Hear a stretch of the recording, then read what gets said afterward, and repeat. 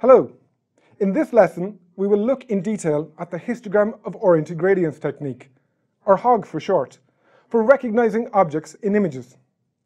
The basic concepts of this technique were first described back in 1986, but it became wildly popular following a 2005 presentation at the Conference on Computer Vision and Pattern Recognition, CVPR, by Navneet Dalal and Bill Triggs.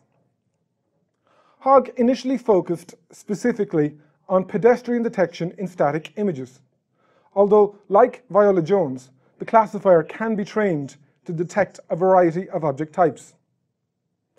Although it can be more accurate than Viola-Jones in practice, unlike Viola-Jones, HOG does not usually scale its features, but instead it relies on the construction of an image pyramid to find objects at different sizes and scales. We'll see what impact that approach has on its performance. Let's look at how it works in detail. The main intuition behind HOG is that local shapes are well described by the distribution of local intensity gradients, even without precise information about the location of the edges themselves. HOG is implemented by dividing an image patch into cells, calculating and accumulating edge orientations into what are called histogram bins, concatenating these cells of histogram bins into blocks, normalizing the values in the blocks, and then concatenating these blocks into a descriptor. We'll explain each of these concepts in more detail. There are two variants of HOG, rectangular HOG, or R-HOG, and circular HOG, or C-HOG. We're going to focus on rectangular HOG here. For a typical pedestrian or person detector, our image patch might be something like 64 pixels wide by 128 pixels tall. We divide this image patch into cells. Cells in R-HOG are rectangular sections on that image patch, typically 8 pixels wide by 8 pixels tall. Blocks are a rectangular collection of cells. For example, 2 cells wide by 2 cells tall. Feature descriptors are a rectangular collection of overlapping blocks. For example, 7 wide by 15 tall.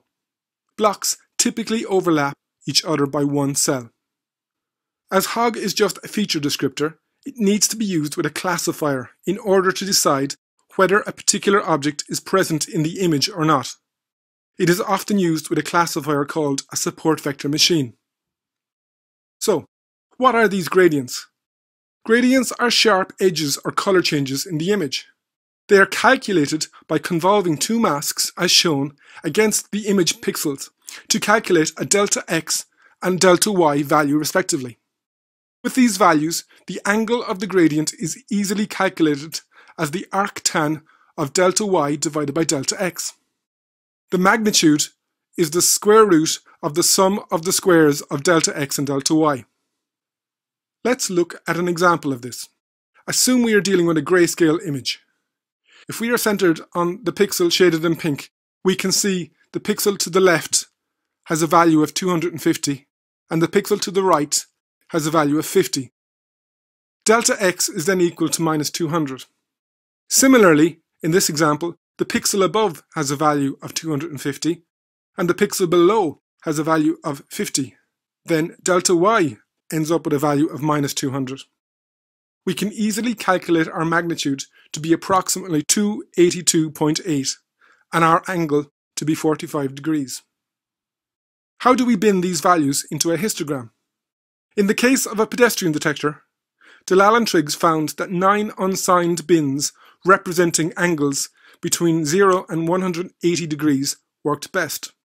Angles between 180 and 360 are just reflected into the appropriate bin. Why unsigned? Because it means the detector will also work if the direction of the angles is reversed. For example, a dark to light edge versus a light to dark edge. Think about it. It is probably more likely the contrast between the person and their environment that is important for detection, and not the absolute color differential. Each bin has a bin center.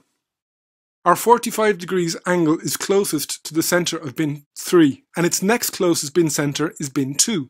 We divide the magnitude, the strength of our angle, into these two bins in proportion to the distance between our angle and the value representing the bin center.